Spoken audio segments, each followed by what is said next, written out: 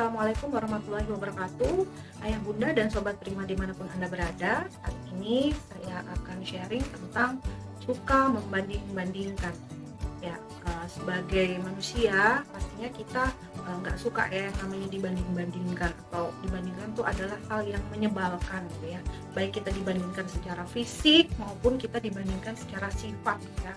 Tapi kadang-kadang dia entah sadar atau nggak sadar, kita sebagai manusia kadang malah kita melakukan hal tersebut gitu ya kepada orang lain, kepada anak kita atau kepada orang-orang yang ada di sekitar kita. Jadi kita nggak sadar gitu, ternyata kita membanding-bandingkan mereka. Seperti apa? Membandingkan anak, kamu nggak kayak, coba tuh contoh kakakmu rajin, kamu kayak gitu, kamu malas misalnya seperti itu. Coba contoh kakakmu itu mandiri, kamu pemalas misalnya gitu ya, atau kamu tuh manja banget sih misalnya kayak gitu. Atau kita bandingkan dia dengan anak lain, coba lihat itu temanmu nilainya tinggi, kenapa kok kamu nilainya rendah, kok kamu nggak bisa kayak temanmu misalnya kayak gitu. Jadi dibanding-bandingkan ya. Jadi mungkin kita punya pengalaman juga masa lalu, atau kita punya pernah melakukan hal tersebut, kita pikirkan lagi gitu ya, gimana sih rasanya gitu ya kalau kita dibanding-bandingkan gitu. Pastinya rasanya tidak nyaman ya, rasanya menyebalkan. Jadi gimana sih dampaknya ya dibanding-bandingkan itu bagi anak gitu. Bagi anak yang dibanding-bandingkan, dampaknya itu adalah dia akan merasa kesal ya, akan merasa iri gitu ya terhadap anak yang menjadi pembanding ya. Sehingga kadang-kadang perilaku buruk dia bukannya malah semakin baik, malah semakin buruk gitu ya.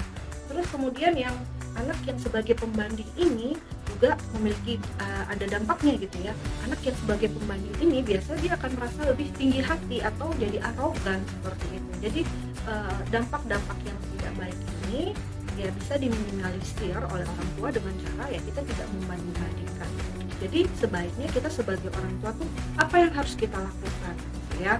Jadi perlu kita ingat bahwa anak itu lahir dengan memiliki keunikan masing-masing, memiliki potensinya masing-masing, memiliki kelebihan dan kekurangannya masing-masing. Jadi tidak bijaksana kalau kita membanding-bandingkan mereka, membanding-bandingkan satu dengan yang lain gitu ya. Karena meskipun anak yang kembar sekalipun gitu ya, kembar identik sekalipun, mereka tetap berbeda, potensinya tetap berbeda gitu ya. Jadi tidak bijaksana kalau kita membanding-bandingkan anak gitu ya. Jadi gimana? Jadi kita bisa tetap membandingkan anak tapi dengan diri dia sendiri gitu. Caranya seperti apa? Caranya ya kita buat catatan tentang kemajuan progres dari sifat gitu ya, atau perilaku anak dari hari ke hari. Misalnya contohnya seperti ini. Ya. Nah, lihat kamu sekarang kok jarang bersihin mainanmu ya, padahal dulunya kamu kalau setiap mainan tuh kamu bersihin deh, kamu rapiin sendiri. Nah seperti itu boleh. Jadi kalau misalnya dia dulunya punya perilaku yang baik, terus kemudian sekarang agak berkurang, nah kita motivasi seperti itu. Nah itu boleh gitu ya, membandingkan perilaku dia yang sebelumnya dengan perilaku dia yang sekarang seperti itu. Jadi mungkin segitu saja ya bunda hari ini sharing-sharing yang bisa saya bagikan.